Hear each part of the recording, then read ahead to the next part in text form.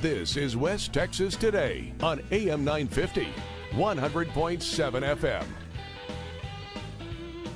Hey, welcome back. It's 7:35 on Wednesday. It's Hump Day, the 16th day of April. Good to have you with us. Jim Douglas, Dave King, along with Tommy Duncan, and he's taking calls this morning at 770-5950.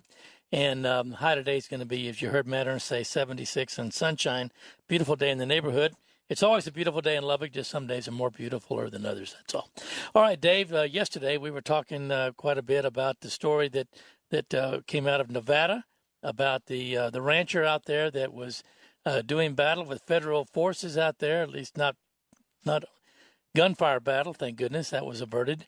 But talking about the property rights and what have you, and we had a lot of questions and a lot of allegations and a lot of other information that was or was not valid. And we've got on the phone with this morning Mr. Scott Lewis, and Scott is from Austin, Texas. And Scott's been with us before, and Scott has, in the early days, I guess, early stages, was one of the strong advocates for the concealed carry on campus campaign that was going on around the state of Texas and other states as well.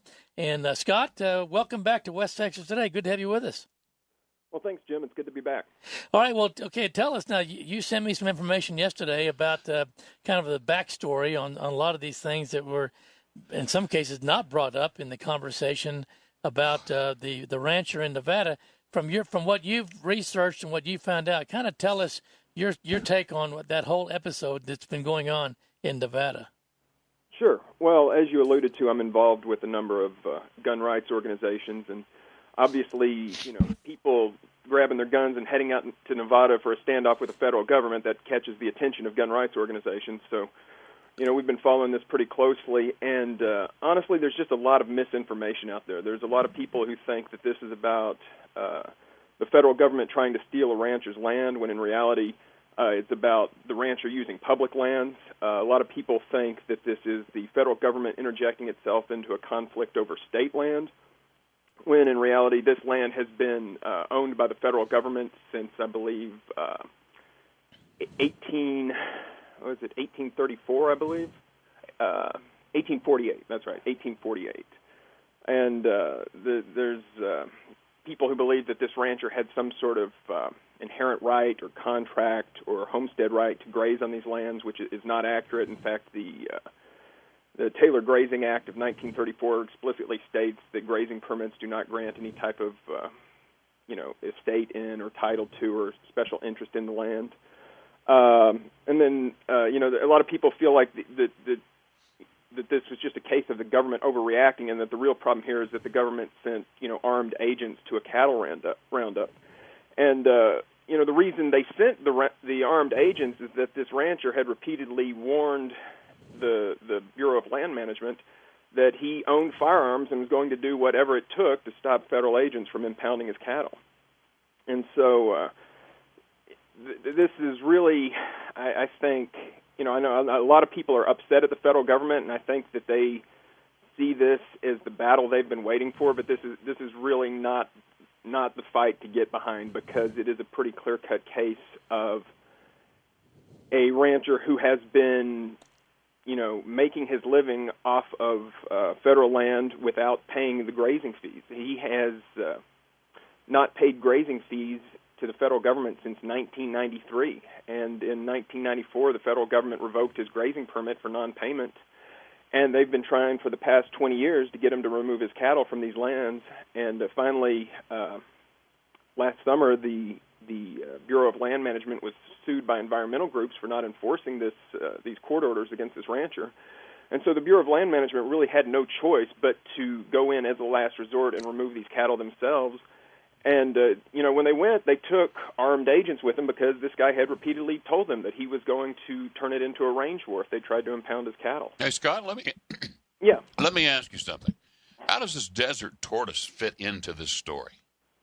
In 1993, the Bureau of Land Management started implementing restrictions on the number of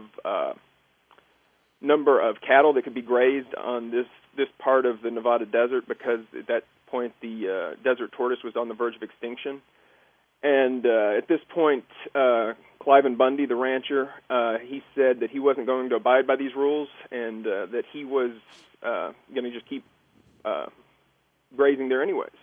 And so that was where the tortoise came into the picture. And this is,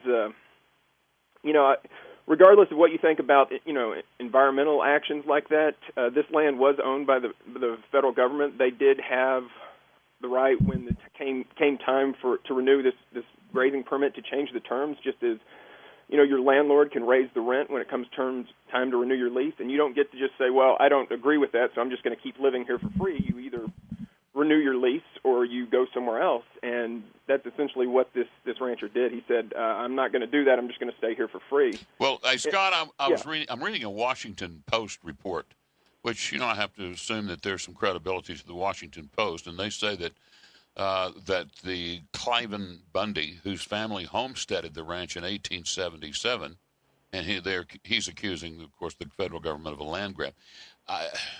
What does that mean, that his family homesteaded the land in 1877? And in my way of thinking, if you homestead land, it gives you the right to it. But maybe I'm wrong. Well, his family homesteaded 160 acres. That was the limit at the time on homesteaded land, was 160 acres.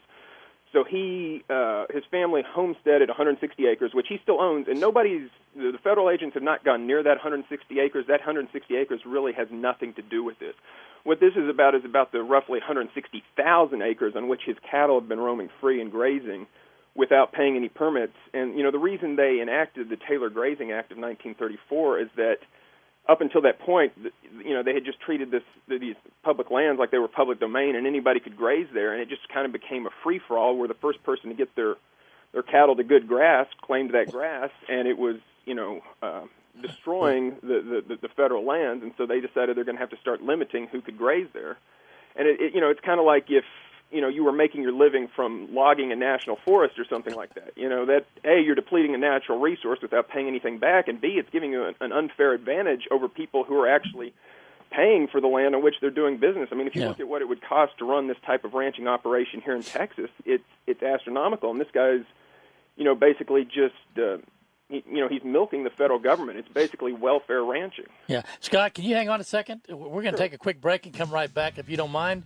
We got to sell something. We'll be right back. We're talking with Scott Lewis, and we're talking about the rancher in Nevada and the big hoop brouhaha that's come out of that. So stay with us.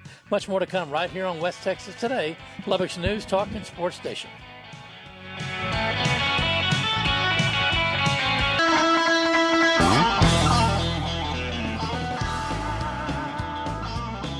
This is West Texas Today on AM 950, 100.7 FM. Lubbock's News, Talk, Sports. And welcome back at 7:47. Oh, thank heaven, on this 16th day of April.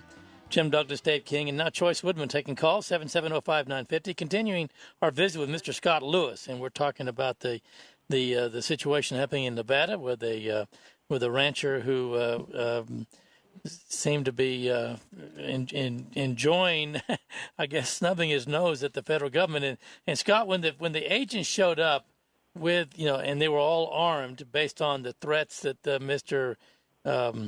Lost his name, the rancher had made, Bundy. Mr. Bundy.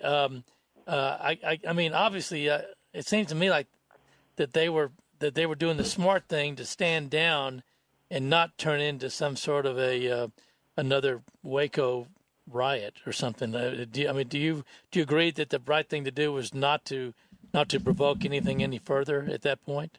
Oh, absolutely. I think that was the smart move. I mean, this could have gotten very ugly. There were a lot of so-called militia members who showed up there and said very clearly that they were looking for a fight, that they were prepared for this to turn into a war. And I think, this could have been worse than Waco and Ruby Ridge and all those incidents combined. So I think they definitely did the right thing. For anybody who thinks that this was just a good salt-of-the-earth American who was trying to make an honest living, I'm just going to run through a few of the things this guy said. They said he repeatedly threatened the federal government, saying that he had firearms and he was going to do whatever it took to keep them from taking his land. He said, I abide by all state laws, but I abide by almost zero federal laws. He said, I don't recognize that the United States government as even existing. At one point, he gave the Clark County Sheriff a deadline to disarm the federal agents and bring the firearms to him. This is a guy who was not operating at the same level that I think you and I operate. And do you mean he's not playing with a full deck? Is that what you're trying to say? Yeah, that's what I'm saying. Okay. Well, so, Scott, do you suspect that, of course, the feds will put out just an arrest warrant for him? I think that's probably what's going to happen. I think, realistically, they're going to wait till this simmers down, and then they're probably going to go in there and probably try to handle this as a simple, Yeah. Or, I mean, he's got SWAT raid or something like that. He has to go to town at some point in time, I suppose. Yeah, well, I don't, I told somebody the other day, I said, my guess is they're going to wait till this guy and his family are headed into town sometime and pull him over, and that's going to be at least the end of that part of it. And real quick, just to give people a little background on this land, the U.S. federal government took possession of the land, this disputed land, in 1848 as part of the Treaty of the Guadalupe Hidalgo, which ended the Mexican-American War. And then when the Nevada State Constitution was ratified in 1863, it confirmed that the United States federal government owns the public lands of Nevada, and that the state of Nevada has no claims to those lands. So there's really no dispute over who owns this land, although that I think that has been a point of contention among some pundits, but it's really very clear who owns the land.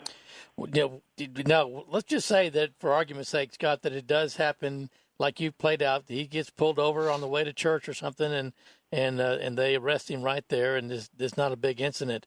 What kind of fallout do you think will be from the people who have kind of adopted this as their cause celeb if they find out he's been arrested or taken into custody or whatever? There will certainly be an outcry. I think, I'm not an expert on law enforcement, but I think if the federal government is wise, they're going to wait a little while and let some of the fervor over this die down. They're not going to strike right now while it's hot. And I think there's a chance you'll see some of the armed militia members who showed up at this event. See warrants issued for their arrest also. I mean, there were pictures of men on overpasses with rifles pointed at federal agents, from sniper positions. And, some of these guys were dumb enough to give their names to newspaper reporters, and, they're clearly pictured there. I don't think that it would be too hard to make a case that they were threatening federal agents. So I wouldn't be surprised to see a number of warrants come out sometime in the next year, and it could be, we could be talking 6-9 months down the road, but I think it would be very unwise for the federal government to let this precedent stand. You can't, maintain a precedent that all you have to do is get enough armed people on your side and you can defy federal law. That would be very dangerous. Well, what are the chances of copycat situations where other ranchers or other landowners would kind of pull the same kind of stunt? Do you think this is provoking others to do this? Well, I think, because of a lot of the backlash we've seen against the federal government in recent years, this is something that's been building for a long time. So some of these, these so-called militia members were chomping at the bit for a chance to do something like this. So I think definitely if there were another issue that came up that looked like a states' right issue or, one man against the federal government issue, that it would not be unexpected to see this type of response. Yeah, very good. Well, Scott, we sure appreciate your time this morning and giving us a little bit different insight into some of this, and we appreciate your time very much. Well, I thank you for having me. Oh, you bet. That's Scott Lewis, and down in Austin, Texas, and very much into guns rights, and he was one of those who was very early on in the forefront for the organization down in Austin that was promoting concealed carry on campuses, so we appreciate Scott spending time with us. 7:54 on this Wednesday morning.